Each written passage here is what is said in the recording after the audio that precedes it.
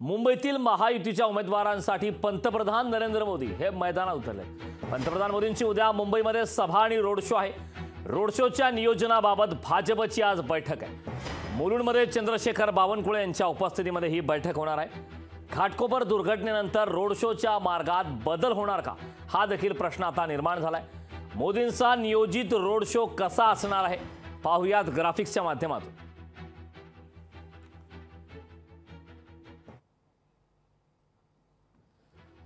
घाटकोपरच्या LBS मार्गावरून road शोला सुरुवात होणार आहे।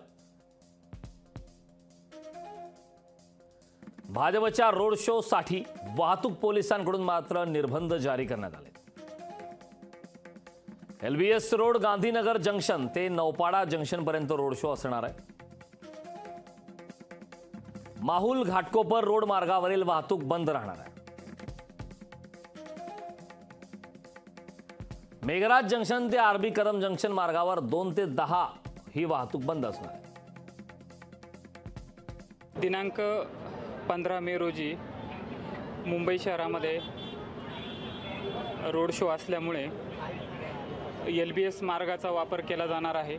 त्यासाठी मुंबई वाहतूक पोलिसांनी रोड ट्रॅफिक डायव्हर्जन केलेलं आहे। त्यामध्ये Gandhinagar junction to RB Kadam Marg आणि MG रोडचा RB कदम चौक ते मेघराज जंक्शन हा रोड दुपारी 2 ते रात्री 10 वाजेपर्यंत वाहतुकीसाठी पूर्ण बंद असणार आहे। या संदर्भात ताजे अपडेट देण्यासाठी आपले प्रतिनिधी चेतन ननावरे आपल्यासोबत जोडलेले आहेत। चेतन, महायुतीच्या उमेदवारांच्या प्रचारात पंतप्रधान नरेंद्र मोदी यांचा मुंबईमध्ये रोड शो होणार आहे। त्या संदर्भात बावनकुळे यांच्या उपस्थितीमध्ये बैठक देखील होणार आहे। विशेष म्हणजे घाटकोपरमध्ये जी दुर्घटना घडली त्या दुर्घटनेनंतर रोड शोच्या मार्गामध्ये काही बदल होणार का हा देखील प्रश्न निर्माण झालाय। काय या संदर्भात ताजे अपडेट्स आहेत?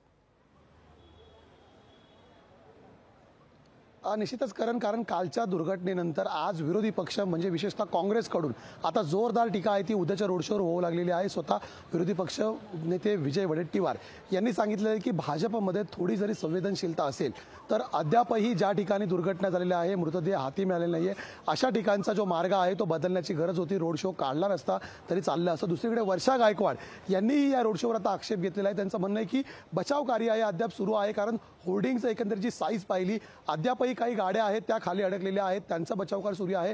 गाड्यांमध्ये अद्यापही काही लोक अडकल्याची शक्यता वर्तवली जाते, भीती व्यक्त केली जाते। त्यामुळे अशा परिस्थितीमध्ये यंत्रणेला काम करण्यात द्यायची गरज आहे। या उलट जर पंतप्रधानांचे रोड शो असेल तर त्यामध्ये यंत्रणा व्यस्त राहू शकते आणि म्हणूनच एकूणच हा रोड शो रद्द करावा की त्याच्या मार्गात बदल करावा अशी मागणी आता विरोधी पक्ष करत आहेत। त्यामुळे भाजपच्या आजच्या नियोजन समितीच्या बैठकीमध्ये चंद्रशेखर बावनकुळे आहेत, ते एकंदरीत या गोष्टींचा आढावा घेताना मार्गात बदल करणार की याच मार्गावरून रोड शो घेणार हे स्पष्ट होईल थोड्याच वेळामध्ये। करण, नक्की चेतन, याबाबतचे वेळोवेळी ताजे अपडेट्स तुझ्याकडनं घेतच राहू। मात्र तुर्तास या महत्त्वपूर्ण अशा माहितीसाठी खूप खूप धन्यवाद।